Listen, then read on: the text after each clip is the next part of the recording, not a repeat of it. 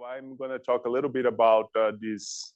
It's a new problem, or maybe it's not so new, but this framework that has been developed recently to discuss altermagnets. So since this is a relatively new field, we will spend quite some time trying to explain what this is about, what is new, what's not, how it connects to things that people have thought about before. I hope it's okay that I use this instead of the pointer, because then I can wake you up. So I'll mostly be talking about these two works, the first two of them with former postdoc Vanildo Carvalho, my friend Rodrigo Pereira, and my colleague Turan Birol, and with Jorn van der Bos in Drexel and Danny Antonenko in Yale. I'll touch upon these two works with Georg Schmalien, Charlie Stewart, and my student Ans Chakraborty. All right, so I'll start with a brief overview. And again, this is going to take, I'll spend some time here, and please stop me at any time, okay? And we just posted on arXiv today. There's a kind of a review perspective paper that wrote together with Thomas Jungwirth, Jairo Sinova, and Libor Smikal that if you're interested to know more details, you can find it there. All right, so what is an altermagnet? And I always tell my students when they give me a talk, you should always show a picture, right? And they decided to make a picture for me. And that's ChatGPT, and that's an altermagnet, which makes me think that when Skynet comes online, I'm done. They're going to come after me because they don't think altermagnet is a good thing. But let's go a little bit. You're supposed to be laughing. So maybe on to another very funny talk if you didn't find that funny. So let's start with something very simple. We turn off spin-orbit coupling, and we go from magnetically ordered state and ask the question, is there any symmetries that I can act on the crystal alone that when combined with time reversal makes the system invariant? In other words, I only have spin up and down because I don't have spin orbit coupling, and I just flip the spins and ask, can I return back to my original state? Obviously, if I have a ferromagnet, there's nothing I can do. I do time reversal, there's no symmetry operation on the crystal alone that will bring me back where I started, right? And we know the consequence of that. The consequence is that the symmetries that generally make the spin bands degenerate, which is inversion and time reversal, now is broken because of time reversal, and the bands spin up and spin down band get split. There's a Zeeman split. It's uniform over the Fermi surface. This is well understood. Now, let's go in an antiferromagnet, and I'll ask the same question. Is there any symmetry operation that, when combined with time reversal, makes the system invariant? And in this case, there is one, which is very clear here. So I flip the spins up and down.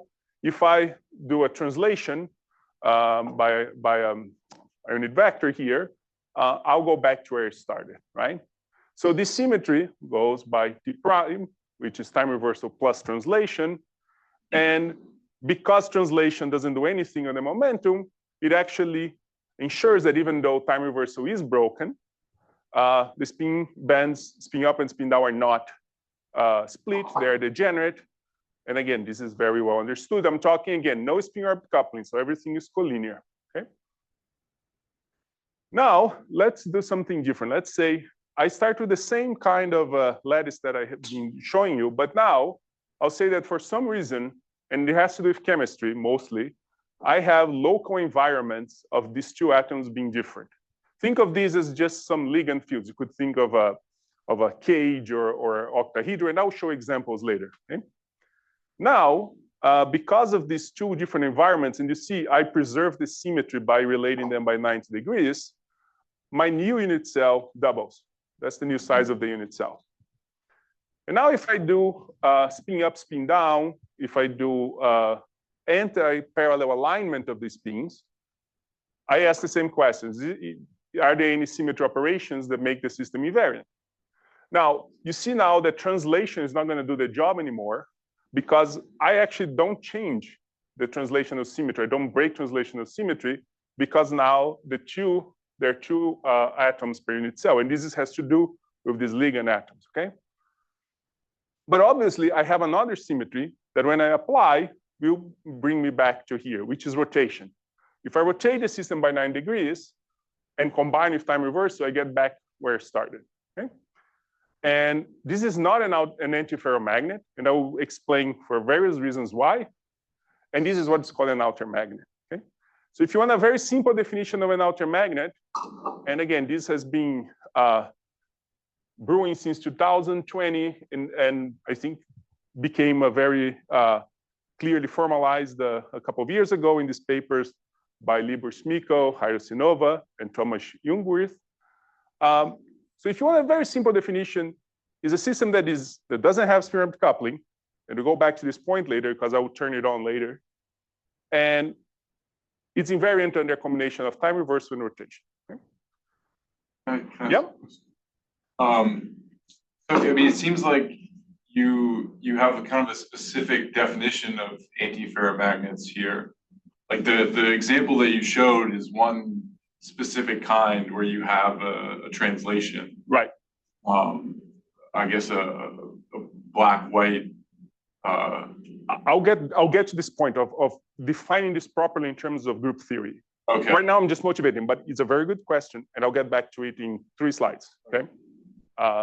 Yeah, absolutely. There is a well-defined way of doing that. But let me just give a little motivation and go back to the formalism.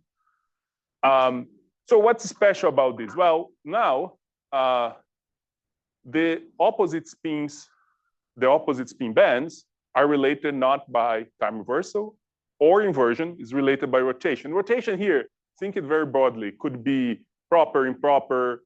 Most materials is actually related to a non-symmorphic symmetry. I also have to do a translation, and I'll show you examples of that. But the key point now is that this condition shows that the spin bands are going to be split. We're going to call this just spin splitting, except along the directions or planes that are invariant under this rotation, right?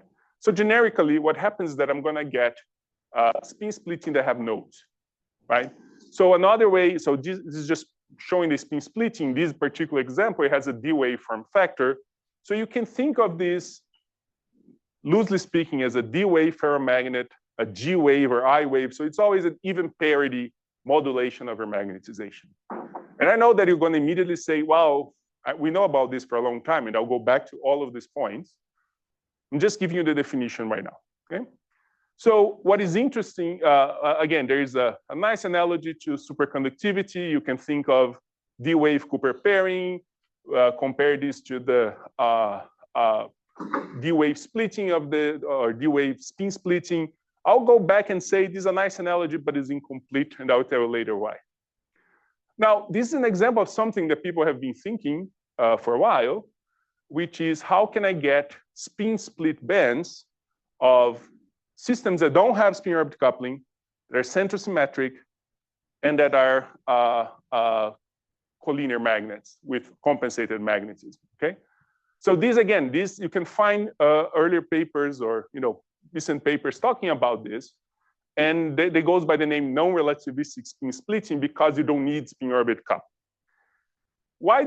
And again, of course, we know how to get spin splitting if you have magnetization, if you have non-centrosymmetric material because of Rashba, or if you have non-collinear order, but this is different. And the key point is that the magnitude of the splitting can be of the order of 1 eV. And again, I will go back to this point soon. Okay, so this is the summary of the 3 different classes of magnets that you can have, magnetically ordered states. Again, collinear because I don't have spin-orbit coupling. Ferromagnets, I have a uniform Zeeman splitting, and there's no symmetry that I can combine with time reversal to leave it invariant. Antiferromagnetism, where I combine translation or inversion, and that's the other point that I want to make. So for example, if you have a honeycomb lattice, have spin up and down, it's not an outer magnet, but it's an antiferromagnet because the spin bands don't get split. Or the outer magnets, which is when you combine, when the spin splitting has a form factor that is D-wave or G-wave or I-wave. Okay? Now, I guess for the altermagnetism, you're not considering a C2. Oh. Yeah, I just because so these are all arguments. How do I make this in a proper group theory? So the idea, and this I think was the main insight of this paper, is that if I don't have spin orbit coupling, I shouldn't be talking about magnetic space groups. And that's what you mentioned. Magnetic space groups, there are 4 types. There's a black and white and gray, black and white, so on. Actually, I repeat them twice, but we know how to do that, and we know why the antiferromagnets there, right? But if I want to turn off spin-orbit coupling and study things that do not require spin-orbit coupling, magnetic space groups are not good because spin and a crystal transform differently or independently, right? I can rotate spins without rotating the lattice and vice versa.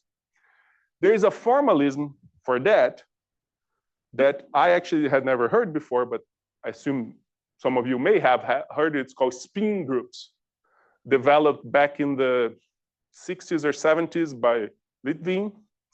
And spin groups, and I'm just trying to give you, I'm not going to talk more about spin groups. I'll be happy to go over details, but the idea, this is the notation of spin groups. You act, so on the left, you act on the spins, on the right, you act on the crystals, okay? And essentially, what they showed in this nice paper is that assuming collinear configurations, there are 3 kinds of spin groups, the same way that you have 4 kinds of magnetic space groups. Type 1 is, again, it's when it's trivial, is a ferromagnet, means that I can only apply identity to leave only spins to leave my system invariant. Antiferromagnet, I can apply identity, or C2 means I rotate the spins 180 degree respect to the perpendicular axis. And then I have altermagnets where I can only apply this rotation on a subset of symmetries, okay, of the group. So there is a formalism, and people actually, there were 3 papers published in PIX, I think a couple of weeks ago, that further classify, people haven't spent as much time in spin groups as magnetic groups. So if you're interested in group theory, this is a nice problem, but I'm not going to be talking more about it, okay? Terminology. Yeah. I think there are things called color groups or Shubnikov groups. Right. Books. I don't know when they were. Those are magnetic space groups. Not purely magnetic. They have all possible without considering times a magnetic group, times those considering. Oh, I see. Color groups. Wondering whether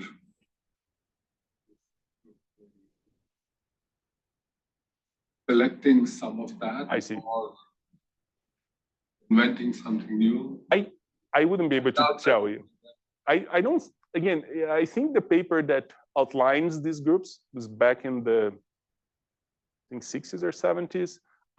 I wouldn't be able to tell you if they start with like, oh yes, as you're saying, I take a group and I define a new operation. All possible operation related to the lattice and spin. Times all possible. Right. By times, I mean a vector. Right. So, yeah. So here, time reversal, is a little bit trickier because you really can just reverse your spins by rotating them. And time reversal acts to some extent on the crystal space. So it's a little bit different. May I suggest that we defer this discussion to afterwards, because I think that you said that you didn't want to. I did not want to into the details. No. Yes. So I want to know, are we learning something new? Are we reading? I didn't know about spin groups, so if you already know, that's great. But nobody, as far as I know, demonstrating there are 3 groups and they have different consequences for spin splitting was done relatively recently. But anyway. Okay, now I want to talk a little bit about the consequences. And one thing that you notice is that there is a nice analogy with multipolar magnetism, right? So if I write down I take a magnetic dipole and I ask, what are the terms of an expansion? And again, there are many options, but you can have a dipole, a quadrupole, or an octopole. And you see each one of them is related to one of these Q = 0 orders, right? So this is a ferromagnet. This is an antiferromagnet in the sense that that was related to type 2 spin group because the spins are related by inversion, and that ensures that there's no spin splitting. And you see that this structure reminds a lot of an octopole, okay? So it actually, there is, from a symmetry perspective, some altermagnetic states can be described by magnetic octopoles, okay? And there has been a lot of literature in magnetic octopoles especially in the context of multi-insulating systems that have large spin orbit coupling. So, especially non-Kramers doublets. I'm not going to be talking about that. Symmetry-wise, they're very similar. From a mechanism, they're very different. Okay. And once you encode this information in symmetry, you can now go and classify all the spin groups that have this possibility. And it turns out that if you look at the materials, you're going to find there are more that are altermagnetic than ferromagnetic, for example.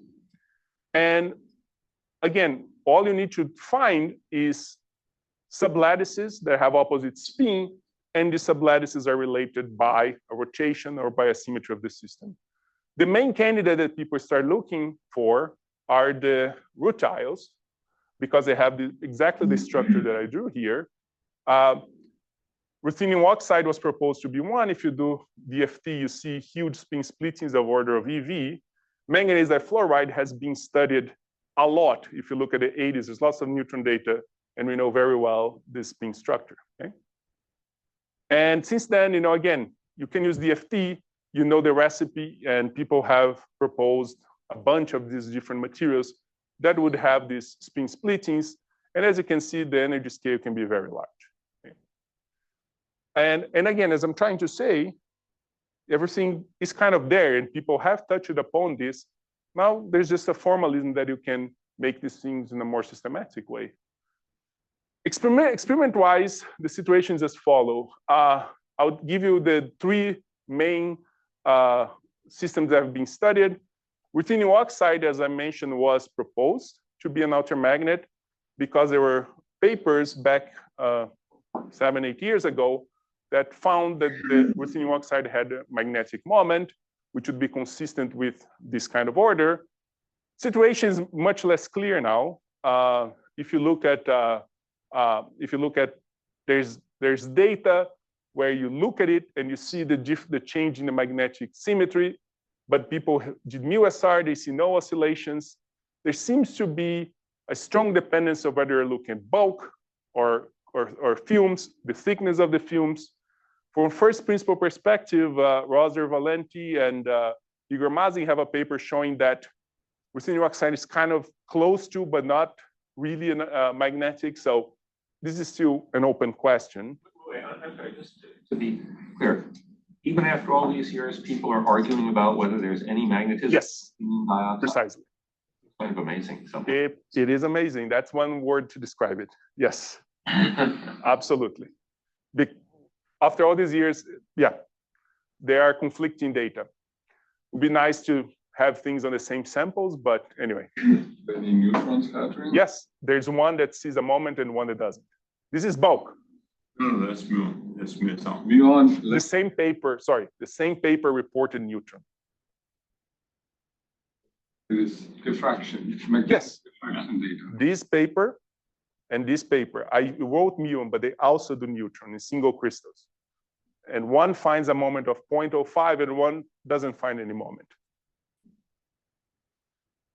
But again, these are single crystals. In films, it seems that you find, like you do spin transport and you find spin polarization. So, Okay, but the moments are small.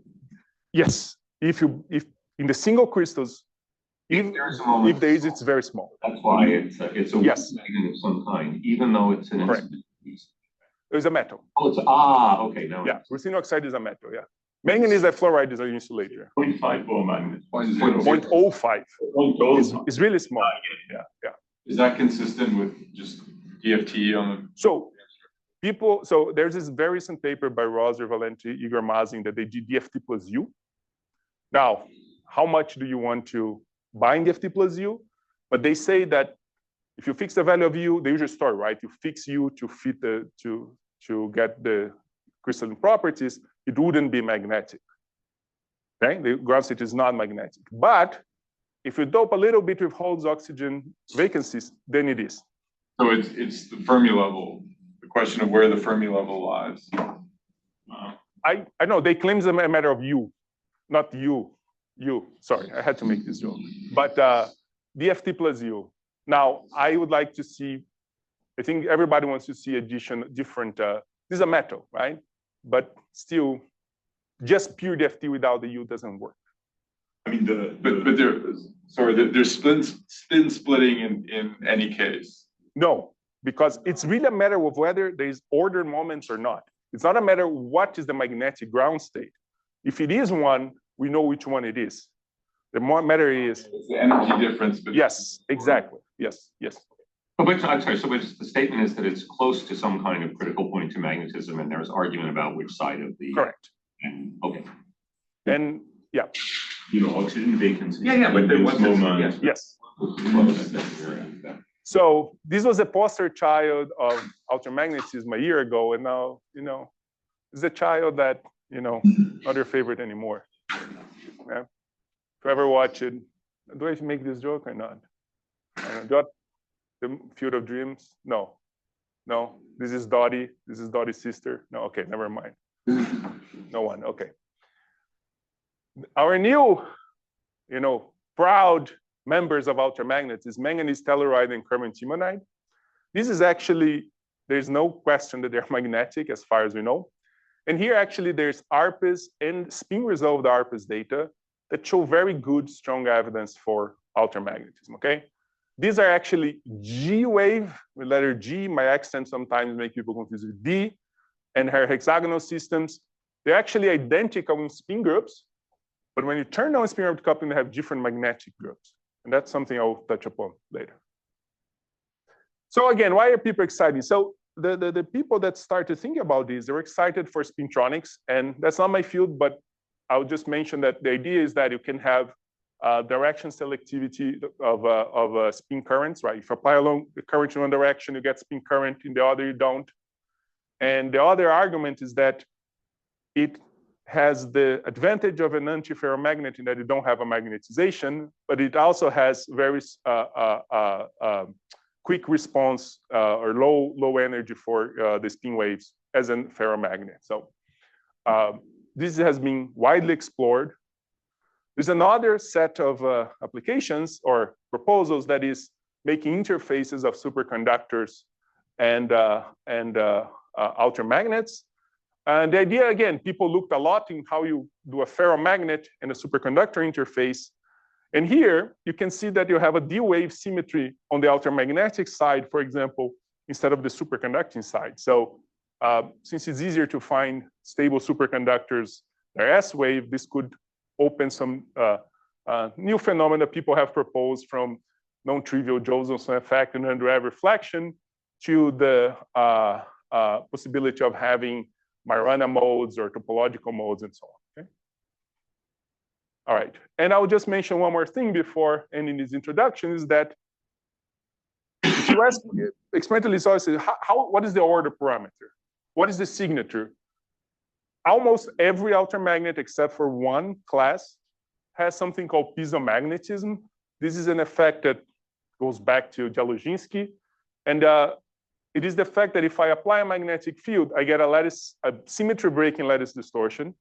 But this distortion actually changes sign if I change the sign of the field. This is fundamentally different than what we're used to, which is magnetostriction, which is quadratic in the field. This is really linear in the field, okay? And quite generically, because of the symmetries, right? Rotation, here's the rotation, and here's the time reversal. This is going to be non-zero for an ultramagnet, okay? And we have some works discussing how this opens some interesting effects, but I'm not going to talk about those. Okay, what I'm going to talk about. I want to first make some connections with, I come from correlated electrons, so I want to make some connections with things that people have thought about for a long time. And then I want to turn on the spin orbit coupling and go there. Yes, Angel. Well, I mean, you are making this distinction between ultramagnet without spin orbit coupling and everything that you have presented as ultramagnet realizations with a strong spin orbit coupling. Right. How much of the effect that we are discussing comes just because it's a strong spin orbit coupled system and I don't care about? Well, so I actually don't have spin orbit coupling. So the idea, and this is in experiments in those systems, manganese telluride is a strong spin orbit coupling. Yeah. Spin waves. Oh, sure. So how do I know what's coming from spin orbit coupling or not? I'll talk about it a little bit later. That's part of my talk. But again, if you want to use the FT, it's very easy, right? You turn off the spin orbit coupling and see the size of the splitting. You turn it on again and see how much it changed. I'll give you a reasoning why in the outer magnets, of course, there's always a crossover effect, but generically, why the scales that you get from outer magnet are much larger than what you get just from spin orbit coupling. Okay? Then you're right, it's a matter of numbers. Okay, so I want to talk a little bit about relation to correlated systems because, yes. Yeah, maybe a bit of a naive question, but if one did a susceptibility measurement in one of these systems, should one expect something different from a standard antiferromagnet, or that? In terms of the uniform susceptibility, it would look very similar. Now, what you could do, for example, something that you'd be different is that you can exploit the piezomagnetism and do the following. I strain the sample, right? Now I'm going to see a divergence of the uniform susceptibility because I'm going to induce a moment. That would not happen in an antiferromagnet because you have magnetostriction and not piezomagnetism.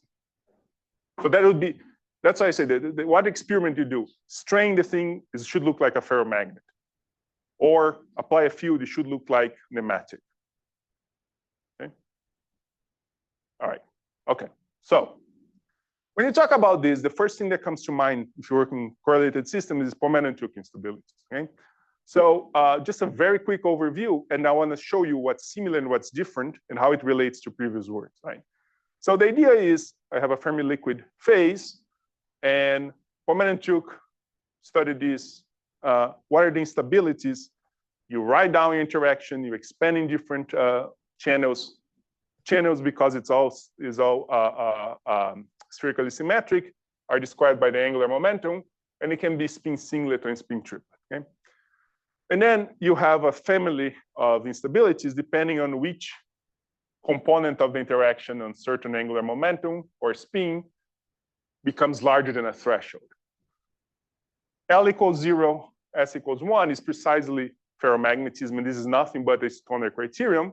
So this is just a generalized Stoner criterion to higher angular momentum. Okay, as you can see, this is not a weak coupling effect because you need to overcome a threshold. It's different than a BCS instability.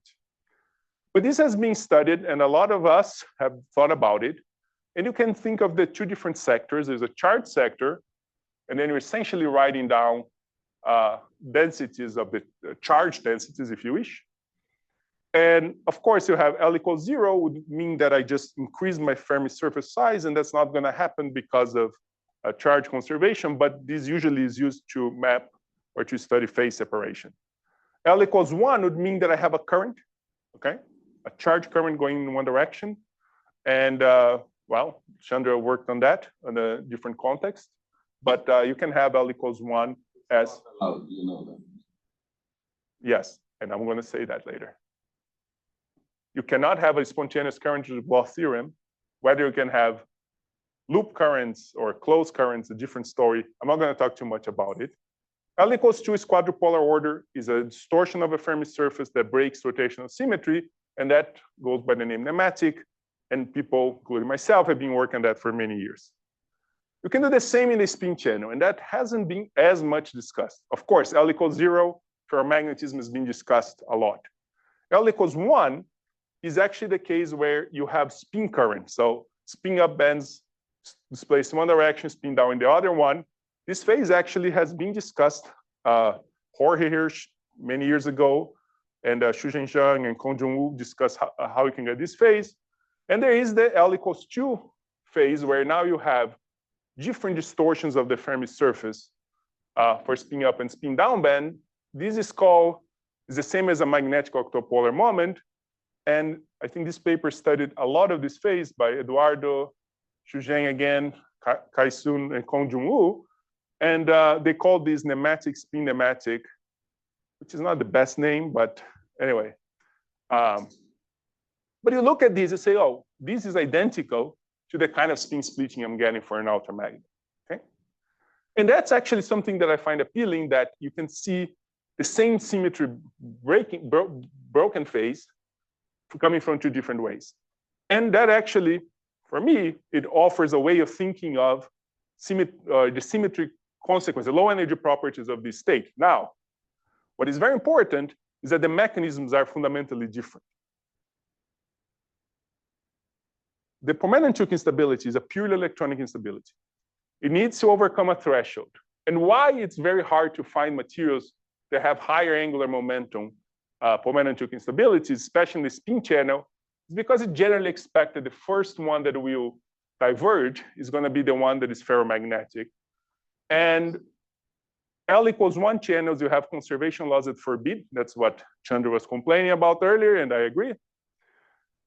And again, it's not a weak coupling effect, right? So there are very few, if any, examples of materials that are Pomeranian-Chuuk instabilities in the high angular momentum spin channel. The outer magnets, again, from a symmetry perspective, is identical. But the idea here is that you split, you divide and conquer. You let the electrons do part of the job of making the spins anti-aligned. And that we know happens very often. And now you let the crystal interactions, or the crystalline interactions, something related to chemistry or something related to the crystal structure itself, make the two environments of these spins different. And that enforces the symmetry. So you see, that's the difference. And that actually is why the energy scales are very different. Let me give you an example. Let me take, again, my square lattice antiferromagnet, and I'll forcefully make the unit cell larger. And I rotate it too, so you can see what it is here, right? Now, I can ask the question. Let me just write down a simple tight binding model. And I should be able to see that this is what's the difference between these two. Now, if I do that, right, I can write nearest neighbors and next nearest neighbor hopping. I introduce a sublattice degree of freedom tau. I have sigma as the spin. And now I'm going to say just a simple Kondo-like model where I have itinerant electrons seeing these localized spins. Just for the symmetry, I get this term, right? And if you write down this tight binding model and you plot the band dispersion, there's no spin split. There are two bands coming from the two sublattices, but they're spin degenerate, blue and red on top of each other. Splitting is given by the Kondo coupling J and the size of the moment N. Okay? And again, what's happening? Well, I actually, see, I didn't impose the correct symmetries because I just artificially made the lattice larger, the unit cell. What I need to actually impose the symmetries, I need to add something else. And the something else would be, in this case, atoms on the sides of on the vertices of this square lattice. Now, I do have a proper unit cell that is larger. And because of this atom here, this hopping and this one are different than the next nearest neighbor hopping. You can even do, if you want, you can put this to perturbation theory and you see that this is generated, okay? And this, again, this is nothing but the widely studied Lieb lattice model. And now you see the main difference is that because these two are different, I'm going to have a new term in my Hamiltonian that is related to this anisotropy of the hopping. And you see what happens. Now I get spin splitting. Not everywhere. Along the gamma m direction is the same, but I get a spin splitting now along the main axis. And the point I was trying to make is that this scale is set by the hopping. And this scale is set by the Kondo, the exchange, if you wish. Okay? So that's why this interaction here can be much larger because it's a hopping scale, right? I mean, here I'm making J large so you can see this, but we'll come back to this later. Okay? So that's the point that you need a lattice to be doing something for you, for the altermagnet to happen. Now, you could think of the problem as, can I have a spontaneous symmetry breaking where these spins go up and down, where I don't need this? Sure, you can think of that. But again, what makes the spins up and down can be different than what makes the hoppings anisotropic. TD is really the difference. Yes. Oh, did I erase that? I did. Yes. I'm sorry. I had it somewhere. TD is T2A minus T2B, precisely. And actually, this model is realized. There was a proposal by Igor and Libor saying that if you take iron selenium, and it has this checkerboard order on a monolayer where the two atoms are different, you get exactly this model. Okay. Wait, I'm sorry, can you go back? Yeah. If I just look at this, so the original definition of ultramagnet said that there was some crystalline symmetry reason why the red and the blue were slightly different. So a crystalline unit cell. Right. So if I ignore the extra atoms, the open circles that make up the Lie lattice, but just consider that point of view, do I still generate something of the form of H naught? No. But you said that gave me an ultramagnet. Well, What's the connection? That's what I'm missing. What I said, right, is that you need the local environments to be related by a rotation. Yeah. Here, I mean, there's actually no distinction. No, but what I'm saying, take that model. Don't put anything on the verse. But make the environments different. Slightly. How does that show up here? Oh, I see. The same thing. Yeah. So you could do, for example, if you want, do a staggered orbital order. Like if I have two orbitals, make here dxz larger than dyz, and that's going to add a on-site term that has, essentially, it's going to show up is this tau z. It has to have different sign on the two sublattices and the d waveform factor, which in this case would be given by the orbital. So it sounds as though there is a condition that I need something more than one orbital on a site, whether I decorate it to make a Lie lattice or I put two orbitals. Correct. You need an extra degree of freedom. And you can think of that either in terms of orbitals or just in terms of Wyckoff positions, Actually, I never know if it's Wyckoff or Wyckoff. But you need an extra degree of freedom. It could be sublattice, could be valley, could be orbital, but you need something to relate that, absolutely. Okay. I mean, and again, because here now you don't require a Wyckoff or a instability of the Fermi liquid, you can also do that to insulators and not only metals. But part of the reason that I brought this up, I'm sorry to interrupt, was that in a sense, what ultramagnetism is doing is taking an antiferromagnet, which is like a 2kF instability, and bringing it back to Q equals 0 because you have a lower translation. You can think like that, absolutely. So yes. That's really the way I thought you got around Pomerantsev. Yes. That you have a... Yeah, exactly. It can be much bigger anyway. Exactly. So you rely on a finite, something related to 2kF or nesting or whatever, right? Or just in general. Yeah. Okay. But precisely, and that's the point I want to make here, is that you can also do that for insulators. And it turns out there's a wide family of favorites of ours that are, when you think about it, ultramagnets. So perovskites, right? AbO3, multi-insulating perovskites, you get spin up and spin down because Hubbard U. And we know many realizations of that. Now, this is the ideal perovskite structure that is cubic, which is almost never realized. Because these oxygens rotate, these oxygen octahedral, rotate. And a very common rotation pattern gives rise to an orthorhombic group, it's called the PNMA. And this, again, it's not only that you distort the lattice, but you increase the size of the unit cell by having these rotations having staggered. So there are many rotation patterns and so on. This is well understood.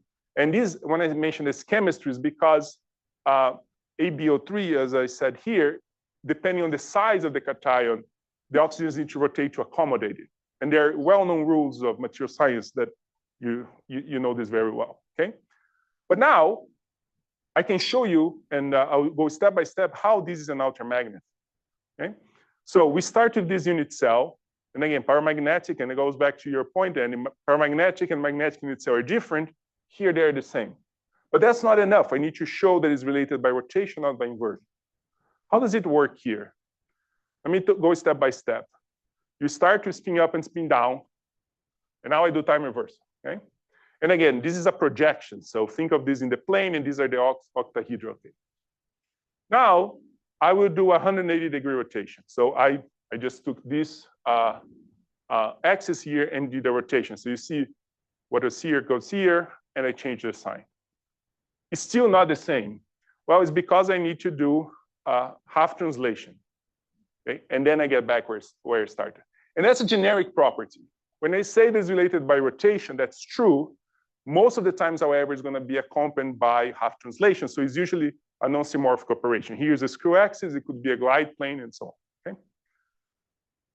And what is interesting here is that there's this whole family of rare earth titanates that are Mott insulators, and you can control the size of these octahedral rotations by the size or the amplitude by the size of the rare earth, and also by strain. So it offers you a possibility of transitioning from like an outer magnet to an antiferromagnet, for example, via strain.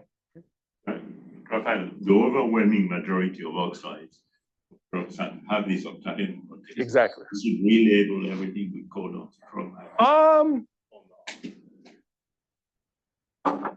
I mean, it depends on what you're looking for. Well, you seem to be saying that the minute I have octahedral rotations, Yeah, it's going to be one of an outer magnet. Yeah, yeah. I'm saying that's true. majority. Yes, that's the vast majority. Yeah, yes, that's correct. Now again, New name, but we learn nothing new. Well, let's just go Well, on and let's see. see. it depends on what you want to think about it. I think we learned something new. For example, these phases here are the same. The G-type and the FM, they're not different phases. There's no, people have been thinking there's nothing different.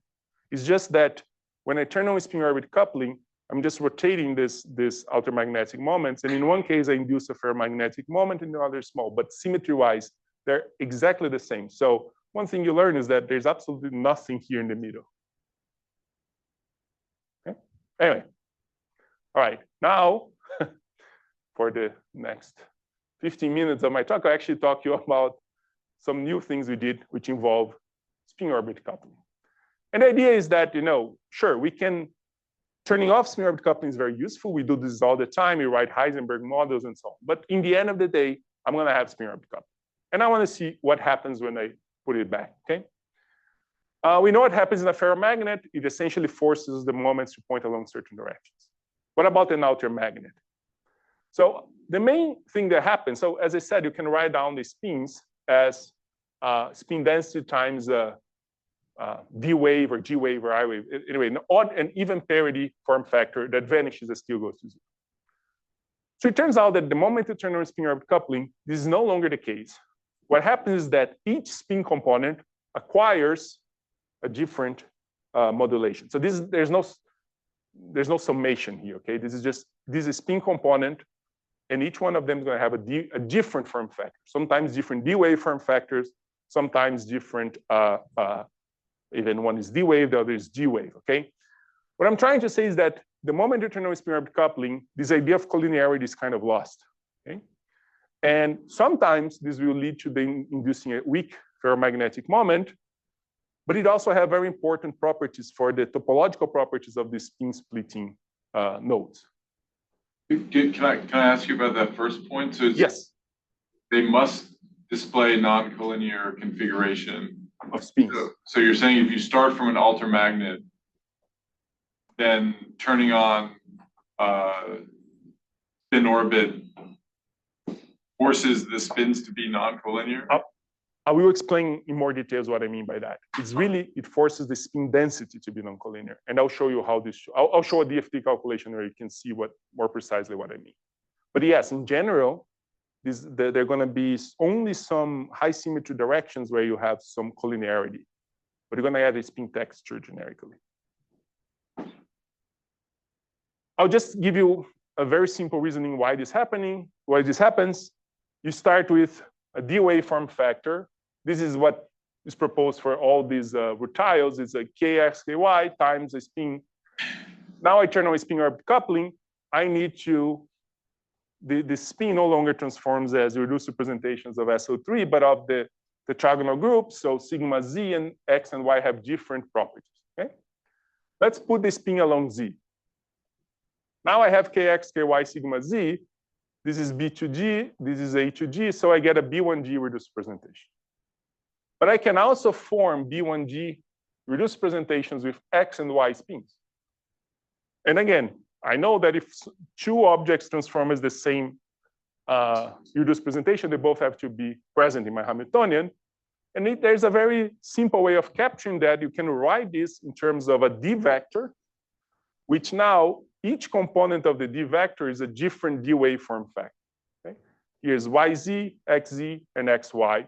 And they don't need to be the same. So I put here a parameter to show this is the magnetic anisotropy. Okay? Now, what does it mean? So again, this is just group theory. So now let's see what it happens, right? Well, if I have a Fermi surface, this is what it's going to look like. I have the points where the Fermi surfaces touch. These are the pinch points. But as I go around the Fermi surface, I'm going to get a spin texture. At k is equals 0, I have perfectly spins polarized along z. The moment I go a little bit off plane, I'm going to start seeing other spin components. Okay? And this is a generic property. Whatever outer magnet you have, you should really be thinking of a vector of form factors rather than just one form factor. Now going back to your question, how should I think of that? Like if I take manganese difluoride, which is absolutely well-established magnetic phase. So if I look at the magnetic Wyckoff positions, all the moments, including the fluoride, have to point along z. So where is my non-collinearity that I just claimed? Well, you need to look at the spin density. If you now look at the spin density, you see precisely what I was trying to say. If you look at this again, is a result of a DFT calculation in collaboration with Thuram Birol. If you look at the spin along z, you get almost perfectly spherical distributions. Those are the moments that we're talking about. Okay? The moment you look at Sx and Sy, you see that you have a spin density that vanishes at the site. That's why you have to go away from the site. And it has a multipolar structure. Okay? So that's a connection with multipolar magnetism that I was talking about. Different components will have different multipolar structures, but they are there, and you can see them. Okay?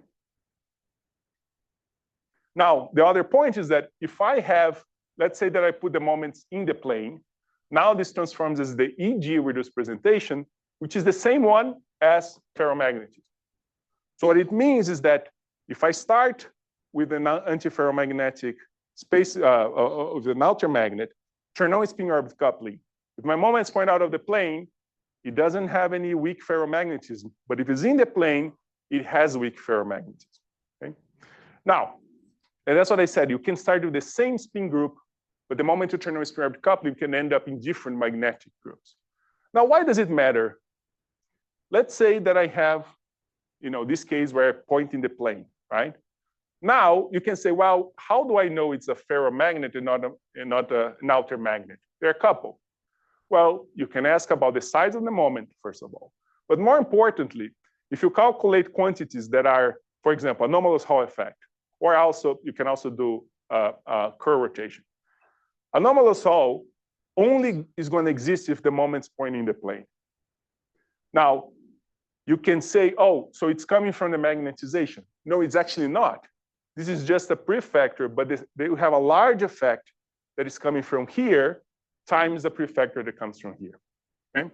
So it's not that the anomalous Hall is coming from the ferromagnetic moment, but it exists because you have the same symmetries. Okay? All right.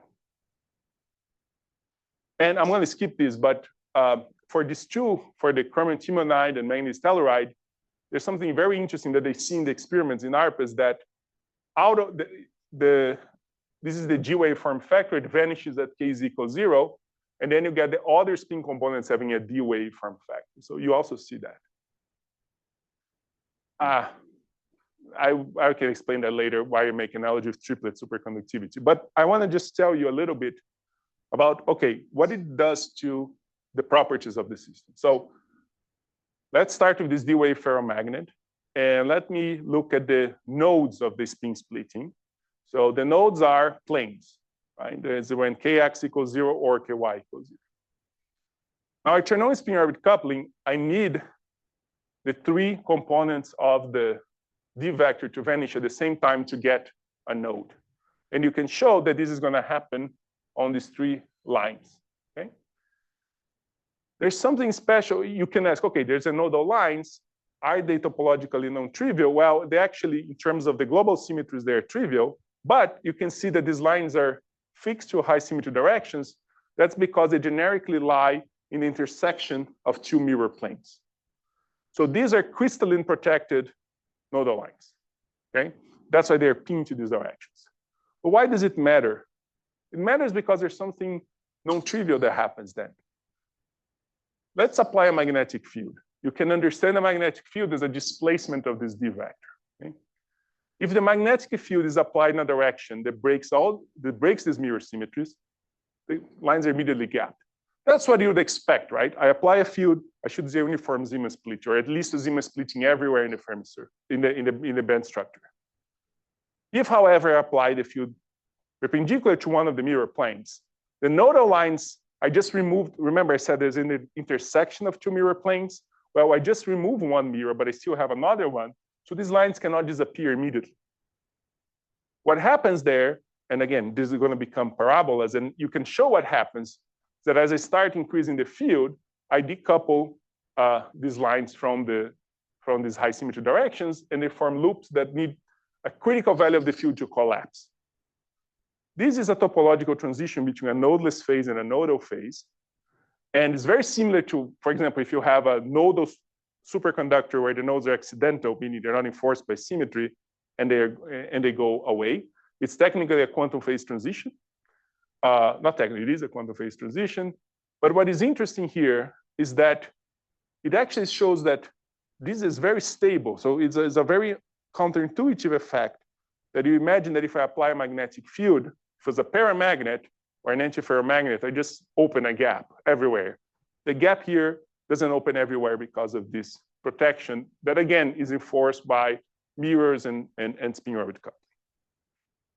Yeah, so you need a critical value of the field to see this transition from outer magnetic light to ferromagnetic light. To finish, I have 5 minutes. Okay. So there's another very interesting topological aspect of the problem, which you can very nicely see from the simple model, the Lieb lattice model I showed you. It's the same model, okay, showing the same picture. And again, there were two energy scales, exchange and Hoping anisotropic. Now, what happens if they are similar? Well, if they're similar, these bands are going to sync.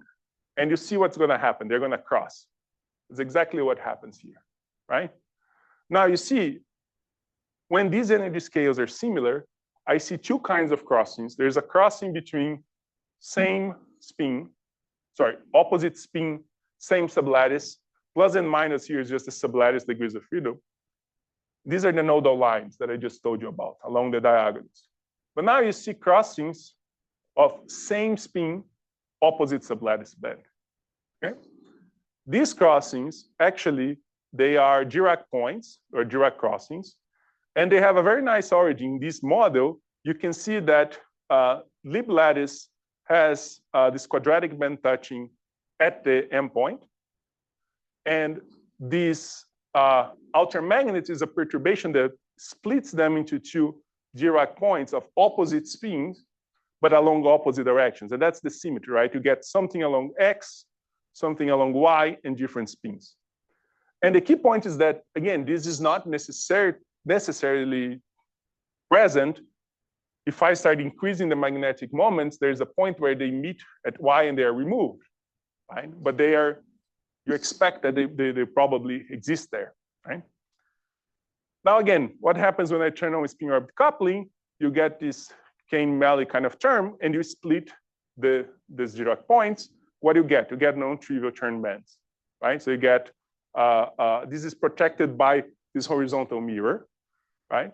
Now, it depends on the direction of the moment. If the moment is out of the plane, that's precisely what happens. You open the gap, and if I sit on this, I'm going to see a quantum spin Hall effect and all the physics of turn insulators. But let's see, if I continue increasing the moment, I'm actually going to get a trivial band. Okay? Now, if the moment is in the plane, I lose all of this because I no longer have this mirror to protect my turn insulators. I still get accidental crossings. You see one here, you see another one here, but it's because now I have this ferromagnetic moment, I no longer get this topological aspect, okay? Now, this is not particular to that model. You can do a Root-Tile model as well. It's 3D. In this case, you find that there are accidental nodes along the k is equal 0 plane is entirely nodal, but when you turn on spin orbit coupling, you get nodal Weyl loops of different spin related by symmetry. And in fact, this is a generic property. If you look at altermagnets, besides these nodal lines, you're also going to have crossings of same spin opposite sublattice bands. And this was recent experiment here where two actual experiments in chromantimonide where they claim to see Fermi arcs resulting from this Weyl points. All right, I rush a little bit in the end, but my main goal was to show you it is an interesting problem. It relates to things that people have thought in the past, but it's just a framework that allows us to actually do this in a more systematic way, look for materials, and understand the mechanisms in a different way. And it's also a very nice ground to look for a conventional phenomena, including topology, because of this interplay of spin symmetries and crystalline symmetries. And I'll be happy to take any questions. Thank you.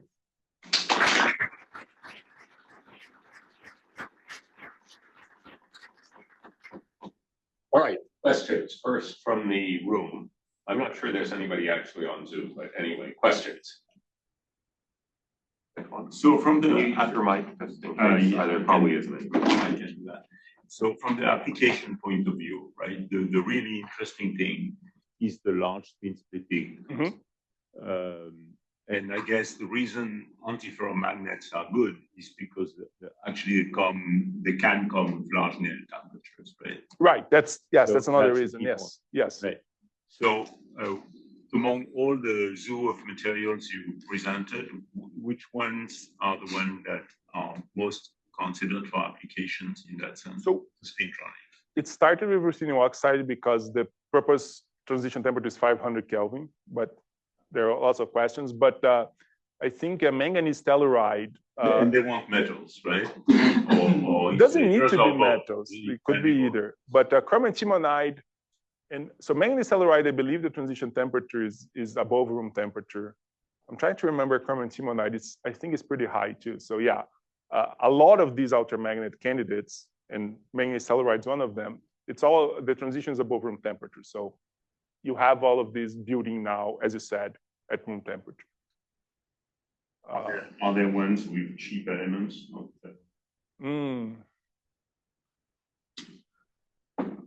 There's a lot of proposals. I don't know.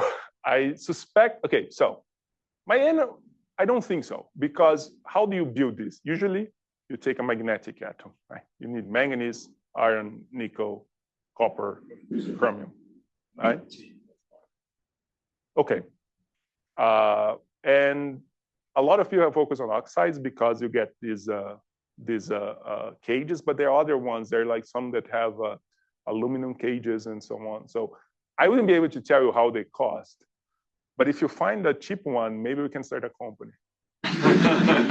Going to this, then people thought about using the molecules with high spin order. I mean, this is the spin crossover molecules that they don't need to have those transition metals, and they will work. They will hold solids. So I know that there's a recent paper where I think it's Roger Valenti talking about the organic Mott insulators. Essentially, it maps to a Shastry-Sunderland model that has the right symmetries for that. I guess that's not what you're talking about, right? Because you really, I know I looked at these MOFs and COFs, these covalent organic frameworks, and actually people have realized Lie lattices there, and some of them actually are magnetic. And then you have a much, the energy, the scales there are much higher, but I'm not sure there's anything systematic. I know people have been thinking of all different ways, like twisting things and whatnot. You essentially want to build the symmetry, right? So. Yeah, Angel? Yes, this was my question before. You discuss everything in terms of the symmetries of the spin, right? Then being modified by the spin orbit. Why you don't add on that the angular momentum, the real angular momentum? You absolutely can. Yes, I think I had a disclaimer in my very first slide because if anyone mentioned that, and to say everything works, let's see. Yes, absolutely. We actually started looking at, the main difficulty is which materials are well-established anti-ferromagnetic orbital antiferromagnets, right? There are some ideas, and we've been working in one direction that's still very preliminary, but absolutely, there's nothing special about spin. You need a moment. And to some extent, when you go to these F-electron systems or 5D systems that have large spin orbit coupling, you mix L and S and you get J's. And you get this, when you have these non-Kramers doublets that form effectively multiple moments, it's in some extent mixing both of them to get a new symmetry. Yeah. But wait, so you're saying that any orbitally ordered thing like lanthanum and magnetite should do this? No. Or you need No, you need time reversal, and you need, so roughly I would say anything that has anti-ferroorbital order and anti-ferromagnetic order, if they are matching, you're going to be an outer magnet. Yeah. All right, other questions?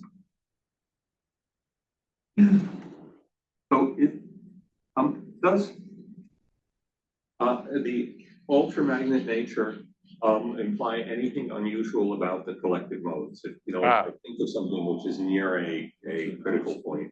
Yes, there are some very unusual things. Actually, there was this, I think I mentioned this paper, this 2007 paper by Eduardo and Shujing Zhang, where they looked at they studied with the perspective of Komenenchuk, but I mean, from a symmetry perspective, collective modes are going to be similar. One very interesting thing is that the way they couple to phonons is very different than magnon-phonon coupling in antiferromagnets. For example, you have now a dynamic coupling. You couple the phonon not to you couple your magnons not to the phonon displacement, but to the phonon momentum. So you have all these sorts of couplings, and ultimately it's related to these, related also to the piezomagnetism. Magnetic and magnons and phonons now are intrinsically coupled. Yeah, I don't think there has been a systematic study of what happens, but if you want to think in terms of a quantum critical point, you have the same way that in a nematic you have those cold regions. Now you're going to have entire line cold regions where there's no coupling to the excitation. So there's a lot to be explored. Well, since you mentioned the rare earth titanates, there is an old observation which, to my knowledge, has not been fully explained, lanthanum TiO3, where all calculations point at a strong orbital polarization. But Keimer's paper, right? Right. Yeah. Which I also calculations on that back in the day. But Keimer's neutrons actually find pretty isotropic spin waves. Yes, that's right. And that between these two observations was not resolved, to my knowledge. It hasn't been, as far as I know, either. There was a recent, collaborative with Martin Graven on this, and indeed, you can fit the spin wave very nicely with the boring Heisenberg model. Right. You're asking whether this could help us understand. Interesting question. I don't know. I don't know. Maybe we should discuss that. Yeah, I think a lot of what people, I agree. You should discuss because there is a lot of interconnections here that were kind of missed before.